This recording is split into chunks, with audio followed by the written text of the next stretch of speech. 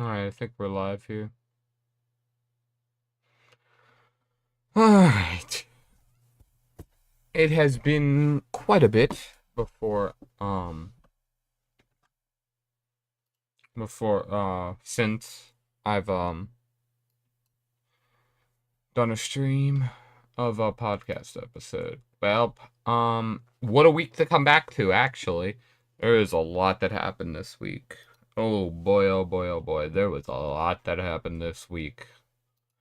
In terms of just a ton of stuff I can talk about. Um, let's see. What do we even want to talk about first? Alright. Well, this is what I want to talk about first. Let's go with Nintendo Direct. That was huge. As some of you may have put together, my channel is named Paper Sunset. Used to be Paper Yoshi, but,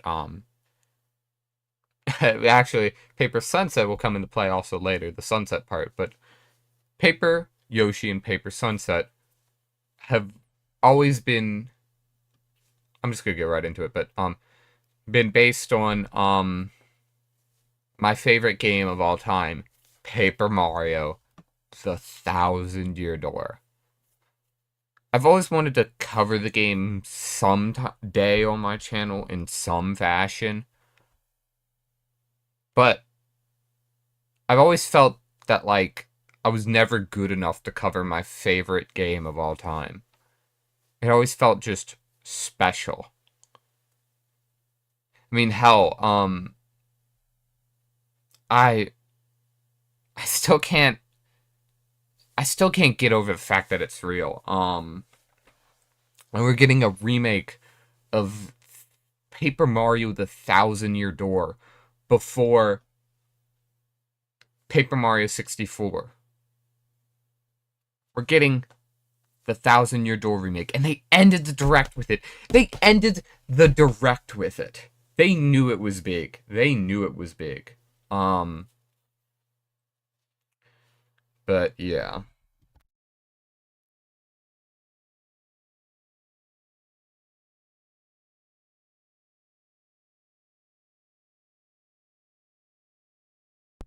Sorry, I was messing with the lights there. But yeah. We're getting a Thousand Year Door remake, which is insane. We're also getting like probably like my probably like definitely in my top 3 favorite games of all time, being Metal Gear Solid 3 Snake Eater. We're getting the Metal Gear Solid Delta remake sometime, hopefully next year. We know it's in development, but I really hope it's next year because like we came out with like this year 2024 seems to be so far, well, for me at least, another like great year for gaming. Um so many good games have come out this year. We're getting Paper Mario Thousand Year Door remake is something I still can't believe.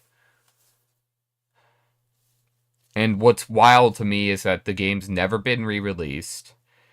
And the Thousand Year Door on GameCube is now up to like $100 and something. I remember getting it for my birthday. My dad ordered it off eBay for like $20. This was like, thank God for me. I gotten into GameCube games back in my like early childhood. Um, because otherwise I would have just they would have been way too much nowadays if I just started getting into GameCube games. Um, but yeah, GameCube games back in the day were like really cheap. Getting like Paper Mario: The Thousand Year Door, like all the GameCube Mario parties, all for like really cheap. It's kind of ridiculous. But so like yeah, get like back in the day, like GameCube games were like really cheap. Cause this is like before you had the eShop and stuff, and like you couldn't get games digitally either. And Nintendo games actually did get down to really cheap because nobody wanted GameCube games. Nobody wanted GameCube games because remember, the GameCube was a failure of a system. It was one of Nintendo's weaker selling systems. It was considered like a commercial failure to them. Not as bad as the Wii U, but still a commercial failure. It did not sell as well as they were planning to. And so be it. So a lot of their games were really cheap during the Wii era because people were trying to sell them and nobody had a GameCube to buy it. Not many people, even to this day, know that a lot of Wii's are GameCubes. Just have a GameCube controller sockets and memory cards at the top. So yeah. I got it when I was younger in elementary school. Not too early. I still knew how to read. It was 4th or 5th grade. I knew how to read, pretty decently. I did get Bowser's Inside Story, like, really early on, like, I got it in, like, what, like, 2nd or 3rd grade, which, you know, my reading comprehension was not up to the requirements of, Bowser's Inside Story, so there's that.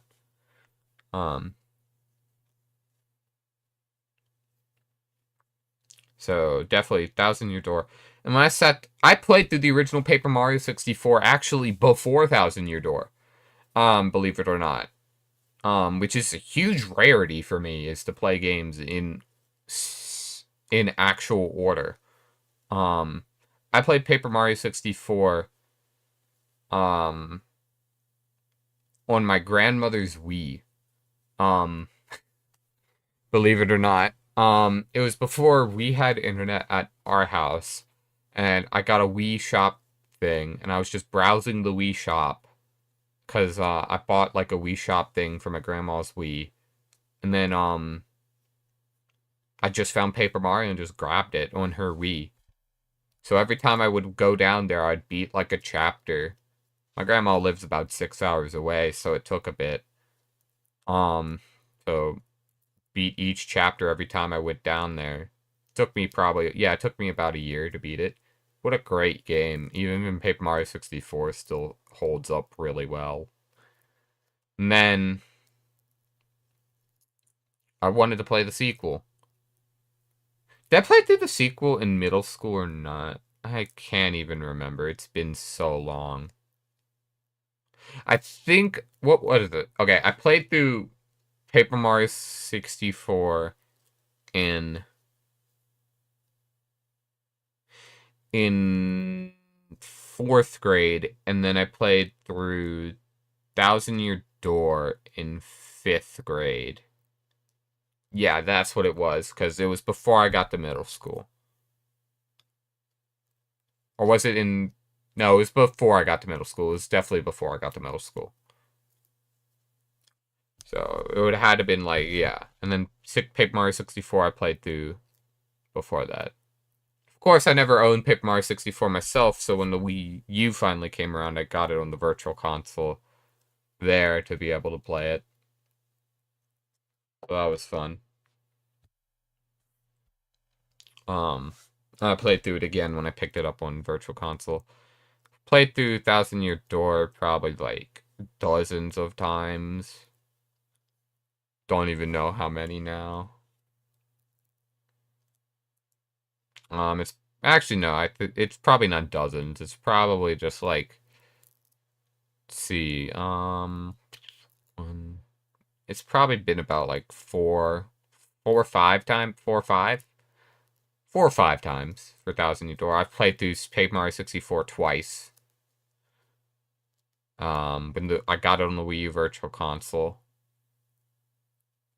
And back when I played it on my grandma's Wii back in 4th grade. And then I got Inside Story in 2nd grade because I remember having to ask my mom to help me read it. But yeah. Honestly, actually, a lot of my early readings were through the Mario through through Inside Story, Bowser's Inside Story, Mario and Luigi Bowser's Inside Story. So that's what really incentivized me to learn how to read. But definitely like a great game. Just what a phenomenal game. Then I played through it and absolutely loved it. I mean, Chapter 7, the train chapter being my... is that Chapter 7? Chapter 7. Yeah, that should be Chapter 7. Train is Chapter 7, right? Because that was my favorite chapter. Still is. Like...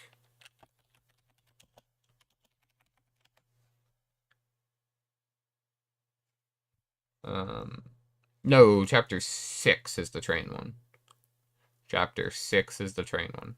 Chapter 7's a great one, too. Has some of the best music in TTYD with, like, the, Actually, I'm gonna keep spoilers to a minimum. The music in Chapter 7 is really good, though, once you, Mr. Gamer Killer, thanks for subscribing! Welcome to the stream. I don't know why I don't have chat up. I don't know if it showed up. Hello, and thank you for subscribing. I hope that the noise played properly and didn't bug out.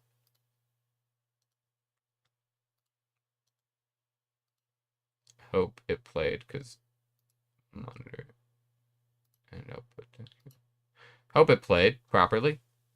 Yeah, you see, look, I got a little subscriber notification of the Paper Mario Thousand Year Door.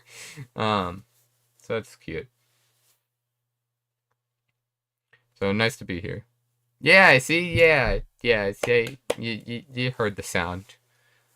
Cute sound. But thanks for subscribing to the playing Slay the Spire. Well, I'm talking about the Thousand Year Door. So you know, if you just want to still just listen to me in the background while you play, go ahead. But yeah. But yeah, thanks for stopping by, dude. Glad to see you here. Mr. Gamer Killer. But yeah, where was I? Oh yeah, Chapter 6 was definitely my favorite. It was the train chapter. Yeah, that's just like a really good chapter. Again, trying to keep spoilers to the minimum because there's probably a surprisingly amount of people that haven't played it by now because the game's never been officially re-released in any capacity.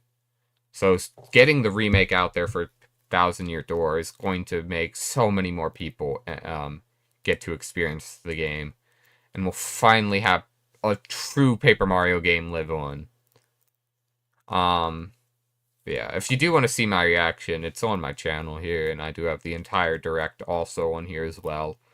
My reaction was just like I played it up a bit, but it's definitely like an honest to God shocked reaction of me. Like I was like I can't breathe, like because of it. But yeah, it was great just seeing like the game. But yeah, that was yeah. I can't wait for more people to be able to play my favorite game of all time. Yeah, that was an amazing just announcement at that direct. There was some other stuff at the direct that was also really good.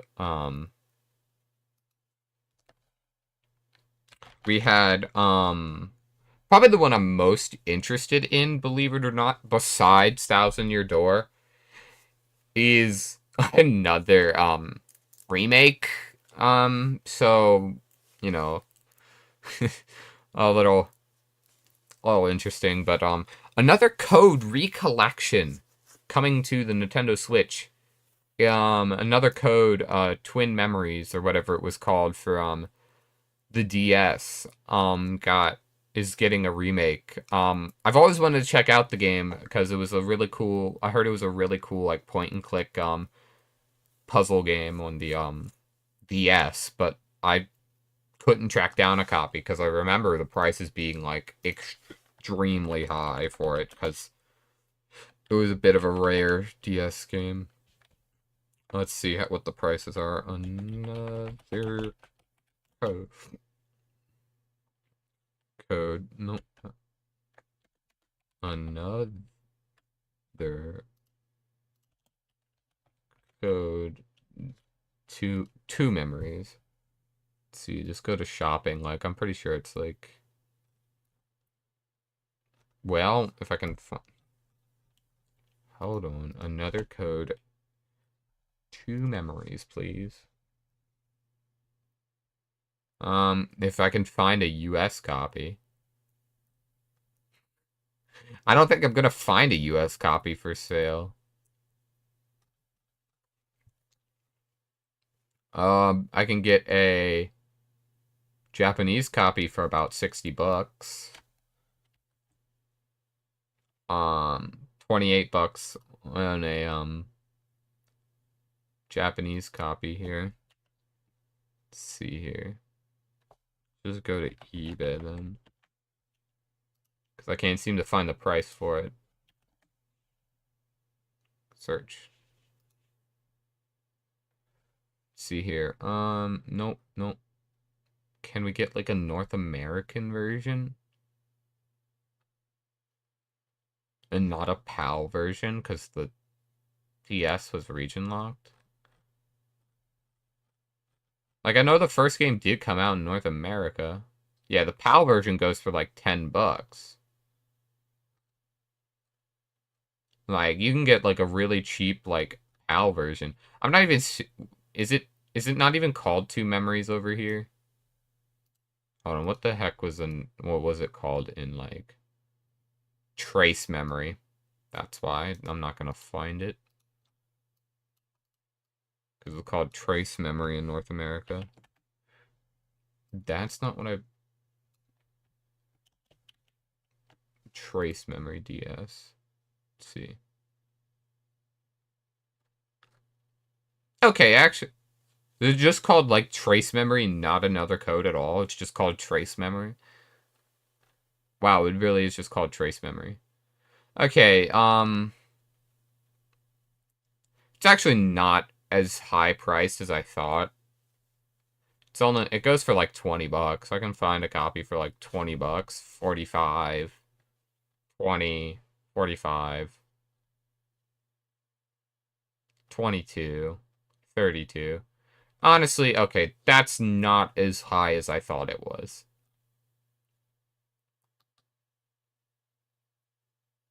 Okay. Honestly, that was nowhere near as high as I thought it was. I've just never been able to find one at local store. But that's still, we're getting the Wii game, Another Code R,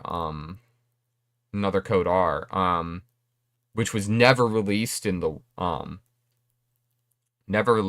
America. Released in Europe, but never North America. So that'll be North America's first time getting that. Which was kind of cool.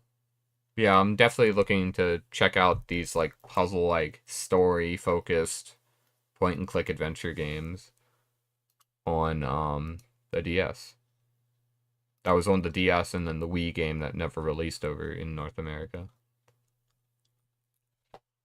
So that's really cool to check that out. Another game that I was interested in. I've played Luigi's Mansion 2, or Luigi's Mansion Dark Moon is what it was called in North America. Apparently they've removed that name for the HD version of Luigi's Mansion 2. They're just calling it Luigi's Mansion 2 now instead of Luigi's Mansion Dark Moon. I guess because it was called Luigi's Mansion 2 in both Japan and Europe, so they just probably got rid of Dark Moon's like name for the North American release. So, yeah, it's just called Luigi's Mansion 2 HD. Just seems to be like an HD version of Luigi's Mansion 2. Like, not much to it. Like, it's just Luigi's Mansion 2. Which is cool, because Luigi's Mansion 2 is kind of sick.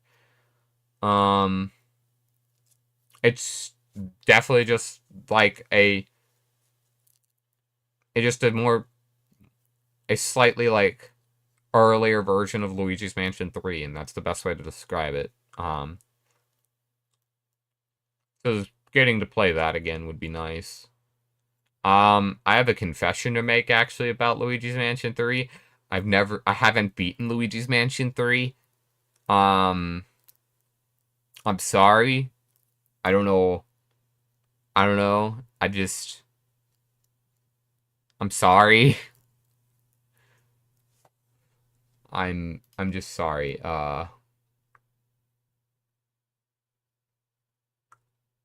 Yeah, that's like,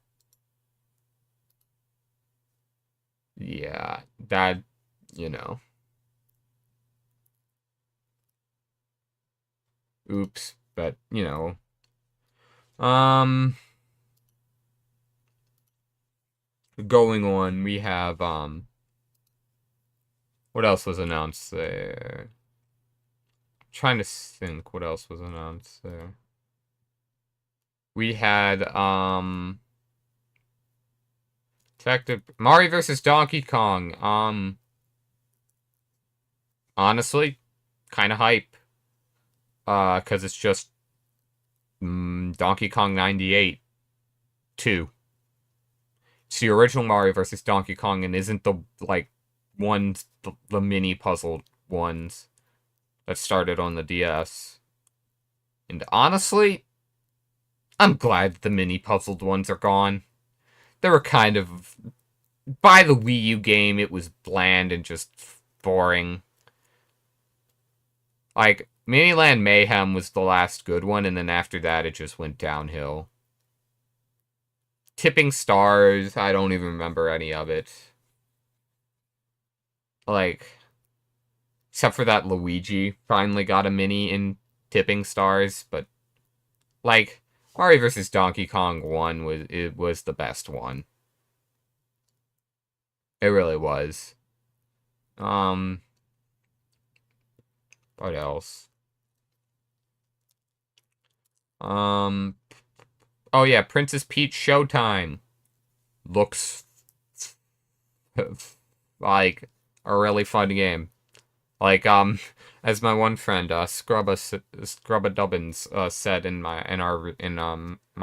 our reaction with me and my friends, he said that the game looks like a Revenge of the Flying Dutchman cross Balan Wonderworld, but good. And we couldn't help but laugh at what he said because it's honestly kind of true. But yeah, the game looks fun with the whole costume mechanic and whatnot, and being like a stage play. So it definitely looks really sick. Wanting to check that out. But yeah,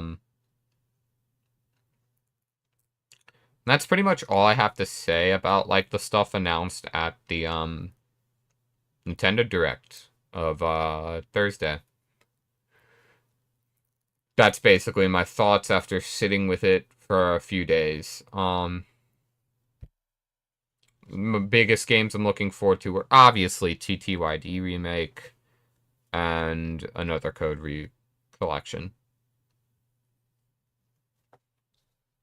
Right.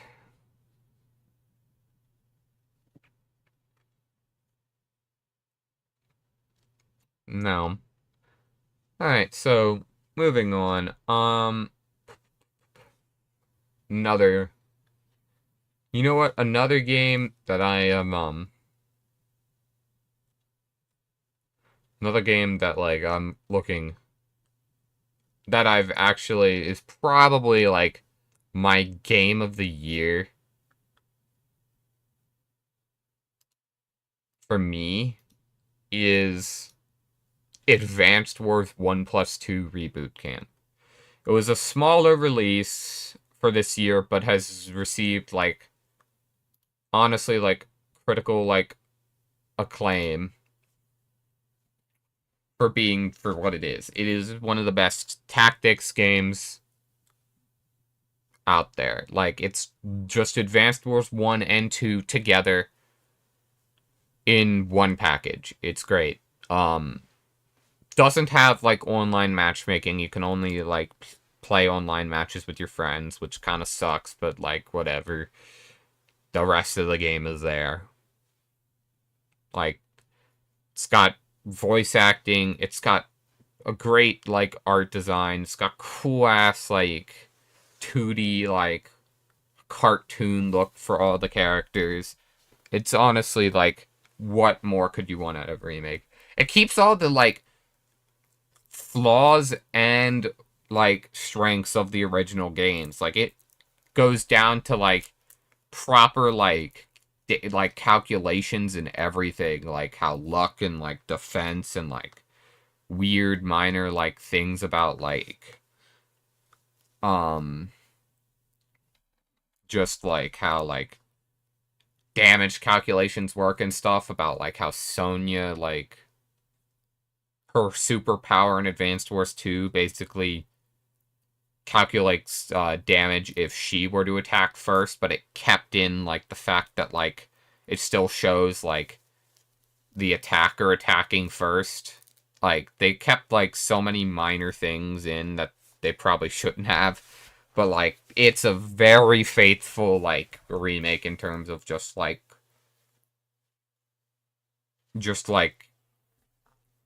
and, like, damage formulas and everything, and, like, maps and enemy placements and stuff, and enemy AI and everything. And the game gets really challenging, too. Like, the Advanced Wars 1 final mission can take several hours if you don't know what you're doing. Stuff like that. Both games are really great, and getting them in a collection that will... Both games will easily take over, like, 100-something hours to beat. So that's nice. Plus, you've got the War Room, and you've got, like, the challenge campaigns, which include, like, different missions for the Advanced Wars 2 challenge campaign. So, like, there's a ton of content in there for $60. Honestly, better than Engage. So if you wanted to, you know, looking for a good tactical strategy game on your Nintendo Switch, I would recommend Advanced Wars 1+2 Reboot Camp over Fire Emblem Engage. Advanced Wars 1+2 Reboot Camp also has better story, better characters than the entirety of Fire Emblem Engage.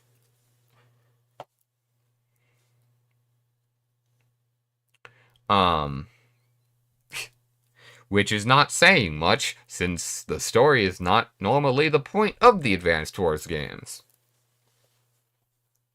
Honestly, that does bring up a lot of problems about Fire Emblem Engage that I've already talked about in my podcast, so we're not going to go on too much about that. But yeah, that game was absolutely perfect. It sucks that the game probably sold like absolute dog shit. It released at a very awful timing.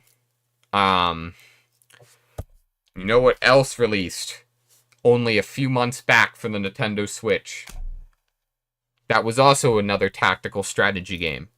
Fire Emblem Engage. Oops. Then, guess what came out in only 3 weeks exactly? The sequel to probably the most anticipated game of this year. Tears of the Kingdom. Hell, Tears of the Kingdom won most anticipated game at the Game Awards 2022. Oops. Nintendo did bring back the, like, voucher pass, but that's, like, only if you're buying the game digitally, which, you know, that's a lot of people nowadays. And two, it also involves, like, you having, one, knowing about, two, knowing about it, three, being a, Switch Online, like, subscriber. So, like, it's a very specific set of circumstances. But, yeah. Yeah. Yeah, Advance Wars was doomed from the start, even after getting delayed. The game got delayed because of, the whole, Ukraine-Russian war.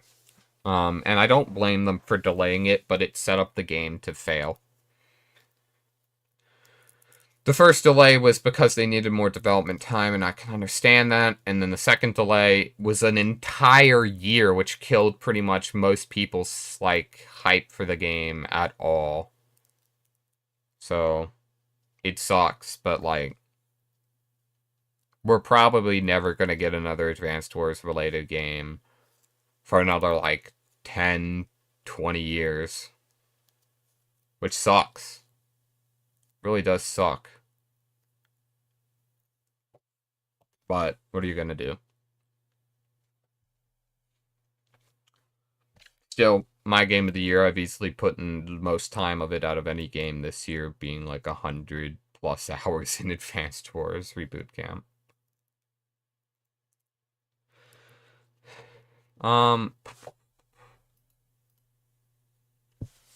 Going on. What else we got to talk about? I talked about Bethesda Game Studios, Fallout 76. Actually, after talking about it, I went back and played it. I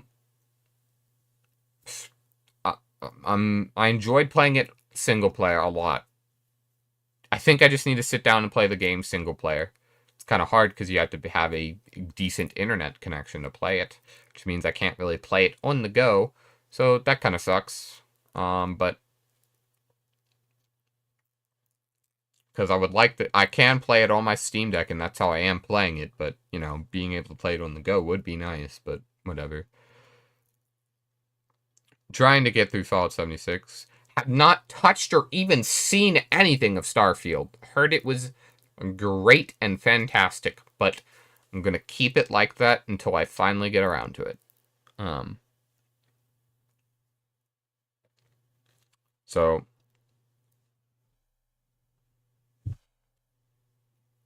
Okay, what is... Okay, what is this? Hold on. Mr. Gamer Killer, what is Ratatan, real quick? What the hell is it? I always forget what it is. What Ratatan? Is it like this Kickstarter thing? What is this? What is Ratatan? I have no idea what Ratatan is.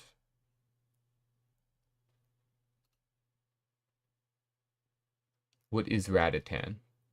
Explain to me, Mr. Gamer Killer.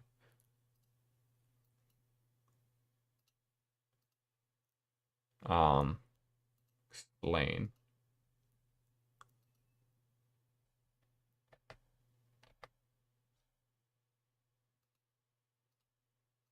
I don't know.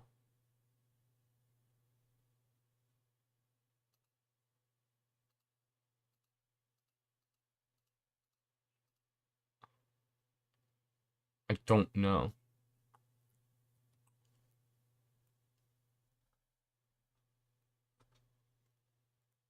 Is it a rhythm game?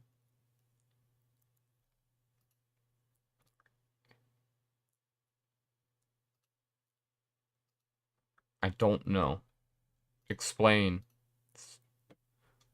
Well, I don't know if he's here or not.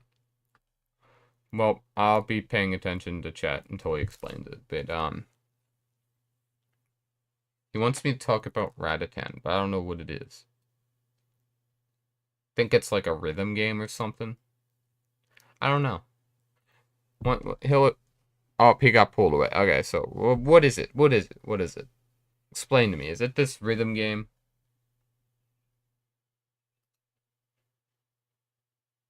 It's Patapon. So it's it's like the original people who made Patapon. Okay.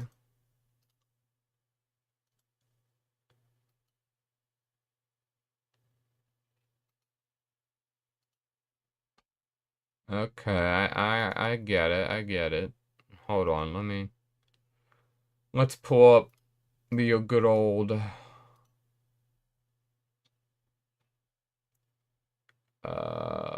web page.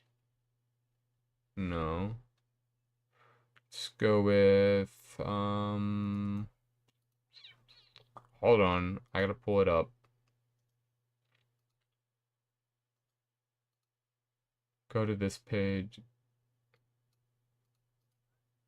Nope, nope, stop.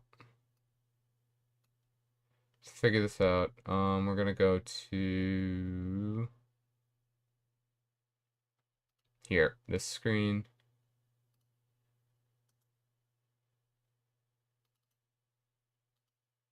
Uh,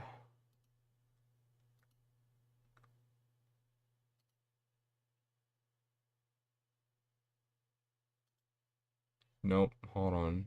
That ain't right. It's not the right window. Hold on. There we go. I think this is the right one. Alright. Let's see. There's gameplay trailer.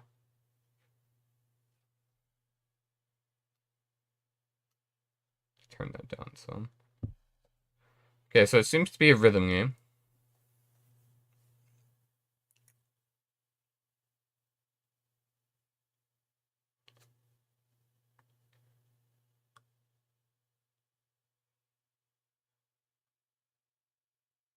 Okay, so it seems to be like a rhythm game.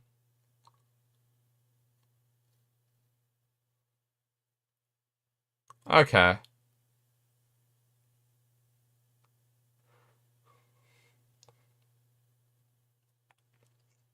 Wild game.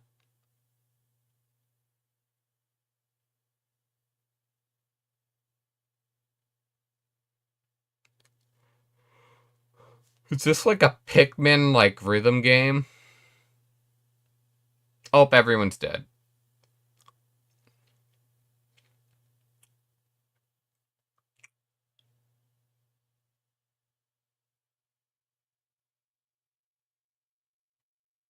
Ratathon.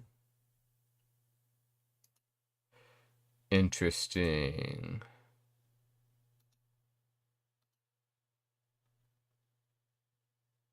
It's a rhythm action RPG. Got it, got it, got it.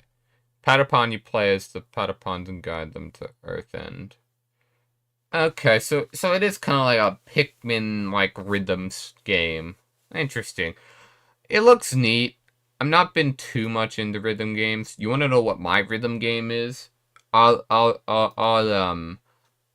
you need to come to my rhythm game here. Shoot, let me find it.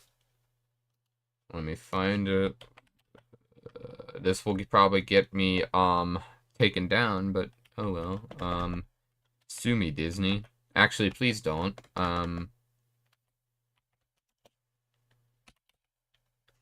Please don't, Disney. Disney, please. Oh, here we go. We got an ad. We're gonna skip the ad. Disney will probably get pissed at me, but you know what? Screw Disney. Like, okay, let's see here. We go back to this page. Yep, there we go.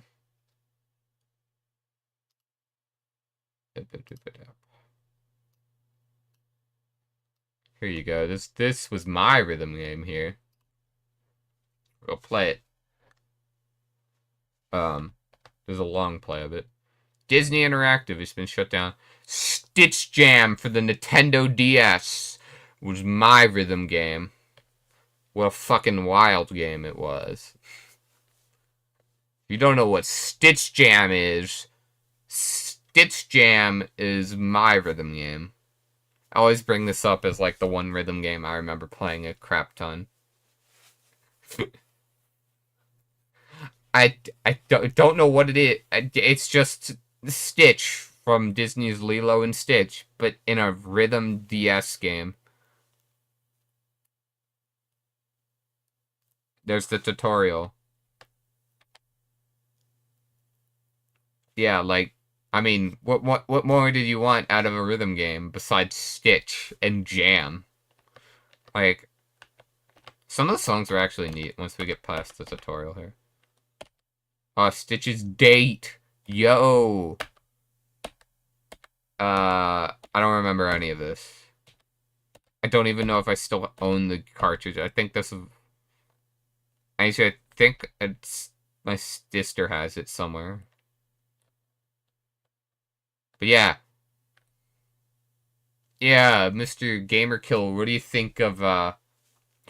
you think of Stitch Jam for the DS?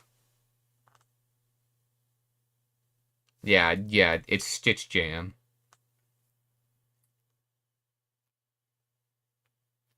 Yeah, that.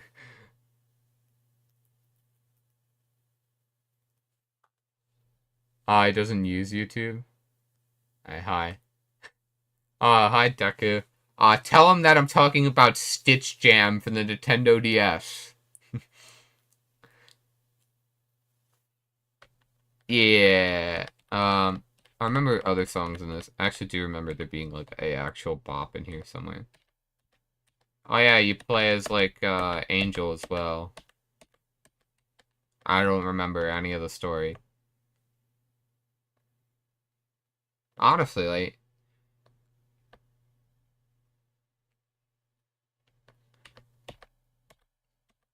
I remember this game being a lot better.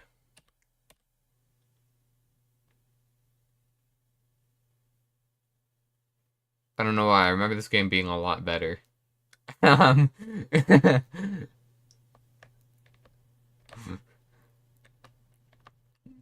um, yeah. Hold on.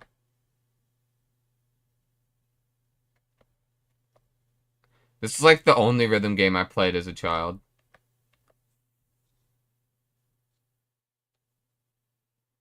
Um, oh, this song goes actually kind of nice. I remember the underwater song. Remember this song.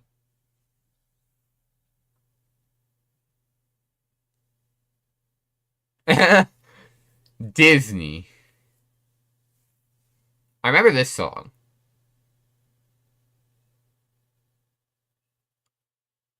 I mean, it's. I mean, yeah, they're not. Disney's obviously gonna make it as cheap as possible, but this was my like rhythm game as a child.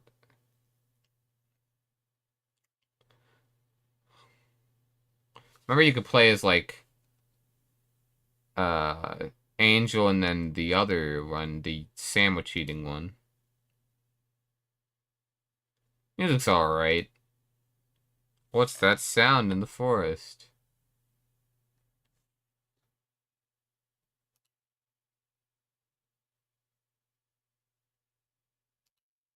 Damn, this game's like only half an hour long.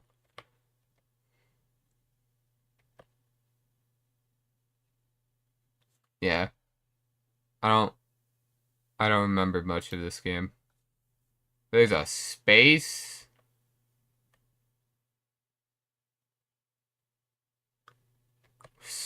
Space.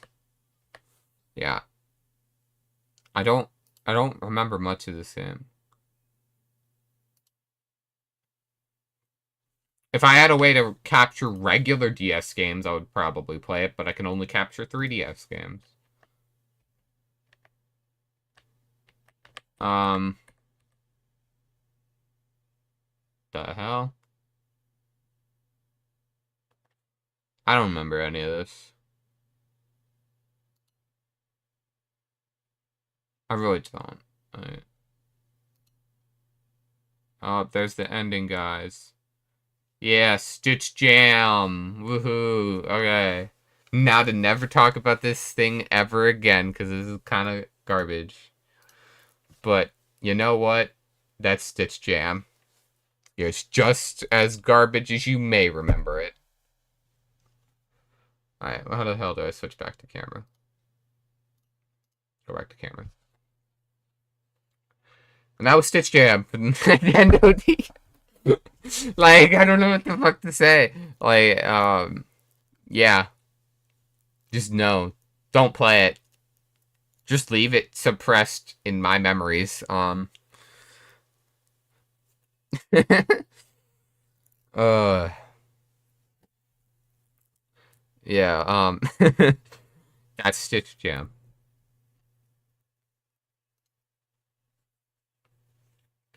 Um, there's a few good Disney games. I mean, you got Epic Mickey 1. You've got, like, of course, Kingdom Hearts. You've got,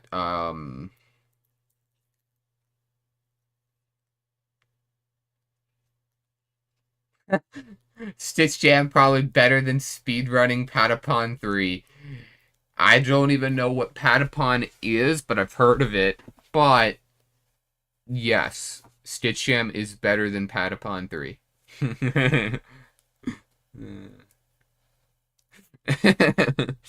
Oh my god. That's Stitch Jam. Oh my god.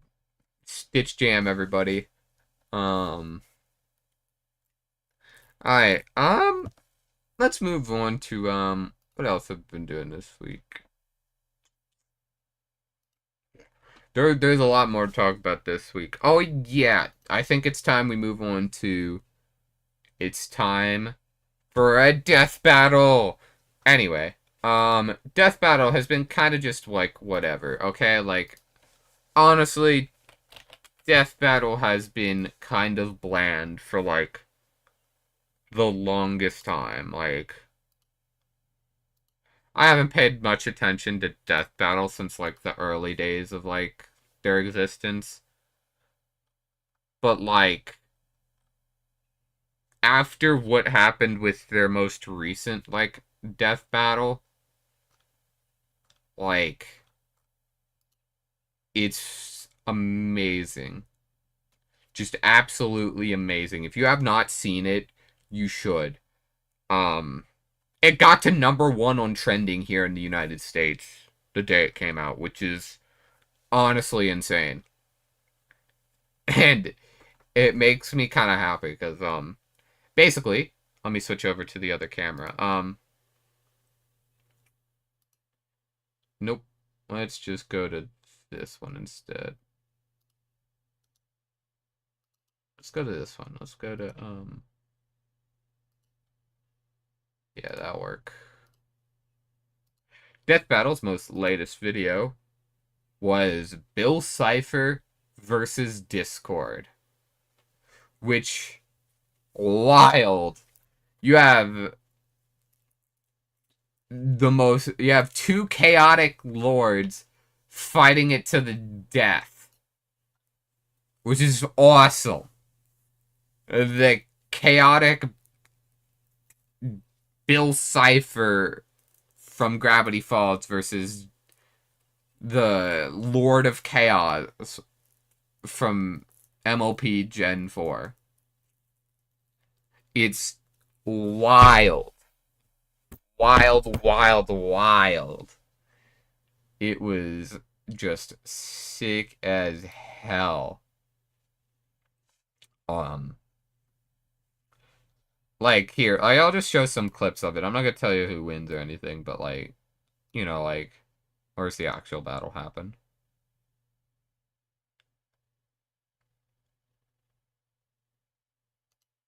But, like, there's just so much just, like, random, like, just, like, neat Easter eggs and just cool animation and shit in this fight. And this was, like, their high-budget fight. People voted for this, I've heard.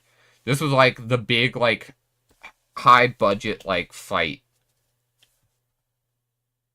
Like, this is honestly, like, really cool. I'm gonna mute it. But, like, this is really cool. Thank you, I'm gonna unmute it. Yeah, like, this is just really fun, creative. You've got you've got a bunch of like MLP like fan like YouTubers and stuff referenced in the background there, and like OCs from like fans and stuff in the background there. Like, it's just fucking awesome. Just Kool-Aid Man in the background. Like, it's fun and creative. Like, I've watched this like 4 times already. It's just really cool and just creative.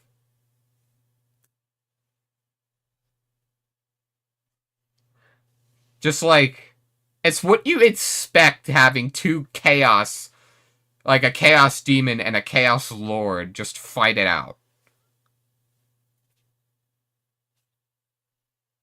I mean,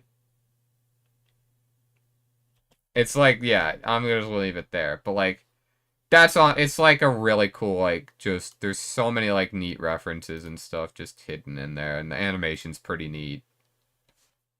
Just the backgrounds and stuff also show off some really cool stuff for like both shows. It's just a fun like time. It's just a fun time. And not even to like complain about like Death Battle or anything, but like um this is the first time in a long time Death Battle is finally like kind of respected MLP in its Death Battle videos. Cause a lot of times they would just kind of probably the biggest offender to this is MLP like Twilight versus Raven. Twilight Sparkle versus Raven from Teen Titans, and a lot of people were getting tired of like the way that they treated MLP. They always treated it as like, oh, nobody actually likes MLP, and they're like questioning why it's even appearing on Death Battle and stuff, and then like just ignoring like a lot of like also like research and stuff from like MLP and stuff just by just because they didn't really care about it. And that is gone in this video. They actually show like proper like respect to it for once, which is really cool. Like, just honestly really well, just great work done by them in that video. Death Battle puts in a lot of effort for all their videos, and like it shows. This was the big one that the fans voted for this season, and it shows. And honestly, like, you know what? This is the first time I watched Death Battle in a really long time, but damn, is it a cool ass video. Really, just if you've watched Gravity Falls and MLP or just one or the other, you'd love the video. And even if not, the animation's still really well done and creative for having two like chaos like beings fight it out to the death. So honestly, it's pretty good. It's pretty damn good.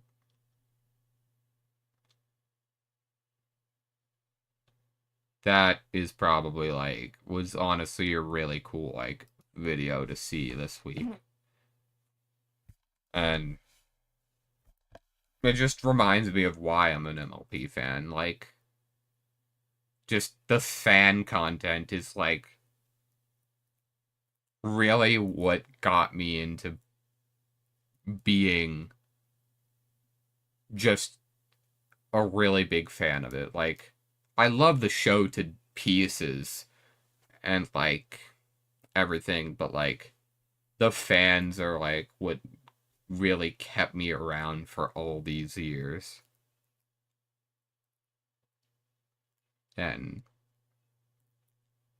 honestly, that's just all I really have to say about that. But, like, it's honestly really nice. Alright. What else? What else? What else? You know what? And this will be my last topic for tonight, because I think I've been going live for quite a bit. I don't even know, because I can't see right now.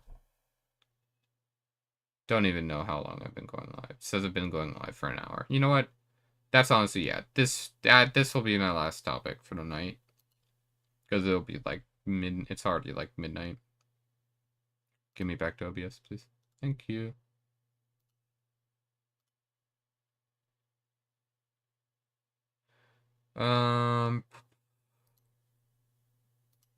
Yes, shush. No. Go. OBS, stop it. There we go. Now it tells me how long I've been live. Okay, thank you, OBS. OBS was broken for a second. Look. But, yeah. This will be my last topic for tonight. I recently, since probably Adventure Time's ending, finally have decided to sit down and watch more Adventure Time. The last time I watched Adventure Time was back when it ended. When did the hell did the series end? Adventure Time final episode. Now, Come Along With Me was the final episode of Adventure Time, which aired on. Let's look at the wiki. Tell me when that premiere date was. September 3rd, 2018. So it's been 5 years. God dang. I feel old. 5 years since the series ended. Yeah, just turned 5 this month. 5 years since the story ended. Since the original Adventure Time series ended. It's what Nickelodeon passed on.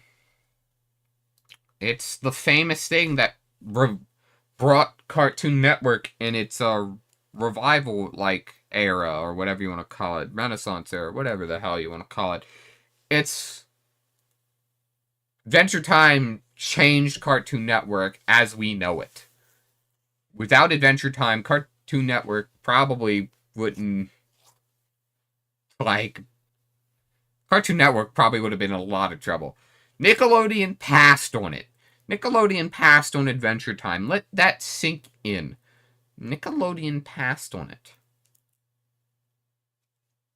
But yeah, this series is wild. My cousin, remember when I was younger, my cousin Lauren always really liked the show. Probably doesn't even care about it now, because honestly, she's like an adult now and stuff, and really isn't into like the whole like, like cartoons and stuff like I am. She's kind of like put all that behind her and just left it as like childhood things. Which, honestly, that's just the type of person she is. I'm not going to hold it against her or whatever, but I do remember that she liked the show, and she was a damn show that started in 2010. So yeah, it was 2010. I was like, she would have been like, yeah, my age, like no, she would have been younger than me actually. God, gosh dang. 10 years ago, I would have been what? I'm 20, so yeah, I would be 10. She'd be 13. No, I think 13, 15, somewhere around that range. I can't remember her age. But yeah, so she would have been like a teen. Honestly, perfect like age for the show. Um, but yeah.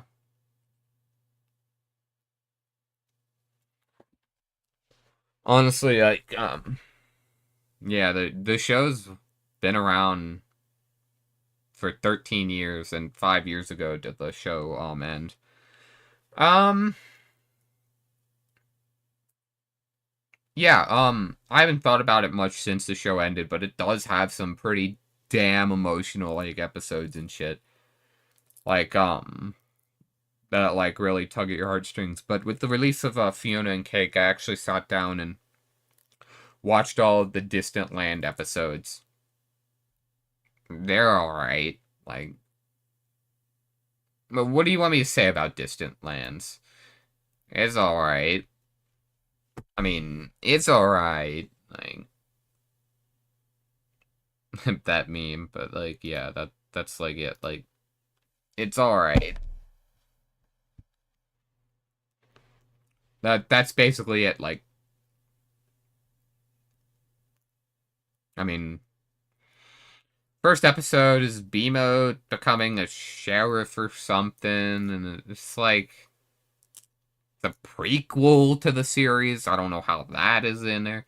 BMO came from outer space or something. It's weird.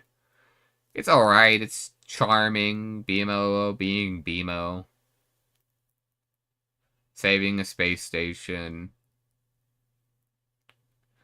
Um, second one, second episode's the one everyone always remembers and everyone always talks about. That one's Obsidian. That's the one with PB and Marceline. It's again all right. A lot of it is definitely brought up by the chemistry between PB and Marceline. Like Princess Bubblegum and Marceline or Bonnie, my bad, Bonnie. God, Bonnie is her name, like her actual name. Princess Bubblegum is just her title, but her actual name is just Bonnie. Um, the chemistry between Marceline and PB are really good. It's cute and really great. Um, oh yeah, third episode where Finn and Jake are dead. Um, neat episode. Again, it's neat. You get some more lore. There's a new death, and then a new death, and it's like, all right. Um, then after that is Wizard City, where Peppermint Butler became dumb because of Dum Juice. So Peppermint Butler is no longer the evil dark wizard that he was. So Peppermint Butler is back to being dumb, but he like cast some sort of spell that let him keep part of his soul living on. Then like um Peppermint has cast aside like his evil dark wizardry side and is now just like living as just like Peppermint now. Which honestly breaks the continuity, which I don't know how that works because like whatever, the continuity be damned because the episode before that where Finn and Jake are dead is supposed to happen after the Wizard City episode, but then that doesn't make sense because of Peppermint Butler in whatever. Doesn't make sense, but whatever. Yeah, a lot of them were just fine. Fine. Nothing really to write home or even remember about. Obsidian had also like a Simon Petrikov like appearance. Like Obsidian's the best one, but even then it's like I wouldn't go out of your way to watch it. Like, if you're a fan of Adventure Time, you don't need to watch. You don't need to watch Distant Lands. It's whatever. But if you're an Adventure Time fan, you need to watch the new series on HBO Max, Fiona and Cake. I'm 4 episodes in and can already tell you it's a million times better than Distant Lands. It actually feels like it has effort, love, and care put into it. And it's not just some kind of like cash grab or just like, oh, stay relevant like type thing or whatever. Like, Distant Lands felt like it was just there because the creators didn't know what else to do, and also they needed like money or something. Fiona and Cake feels like an actual had effort, care, and love put into it. The series is so far really good. I'm caught up on all of it, and I don't really want to spoil much of it, but just the intro alone is wild as hell. Like the first episode intro, and then like all the intro of the like actual series is wild as hell. Simon Petrikov being like just being, I mean, Simon is literally my favorite part of Adventure Time, like his whole story and whatnot. I mean, some of my favorite episodes are like, you know, like are Simon and Marcy, and like those are really good episodes. And even then, like when I rewatched them, like not that long ago, actually. Actually, I take that back. What was it? Like 2 years ago, I sat down and rewatched like all the Simon and Marcy like just all the like Simon episodes. And a lot of it's just like really good, like, and holds up pretty well. Made me actually tear up when I rewatched it. Like, it's really sad. Like, honestly, just really sad. It actually did make me tear up. Made me sad and like everything, because like it's just a really good like with it and everything. So honestly, if you haven't watched Adventure Time, please do. It's really good. It's really good. I mean, oh, okay. I'm getting tired. Adventure Time is really good, and the Fiona and Cake series is really good. Watch both.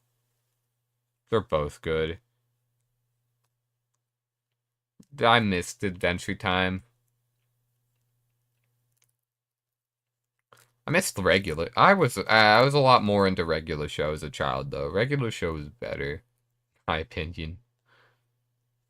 I was I was definitely into regular show a lot more than Adventure Time, but both were really good.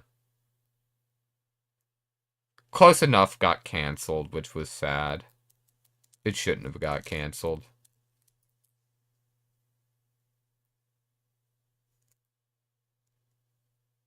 Honestly, shows get canceled too easily nowadays. That they fucking like shows getting canceled after like 1 season or after like 2 seasons is awful. Cause like half the shows that like everyone like loves and shit didn't really like hit off until like the second or third season or something. And it's like, what the fuck? But anyway. Alright, with that, I think it's time for me to call it a night. I don't even want to like put in the effort to like make the funny like MS Paint fucking gimpy art fucking thumbnail tonight. I'll do it later. So honestly, have fun. Good. Where's the good night button? There we go. Good night button. You have a wonderful night. And I'll see you back here sometime next week.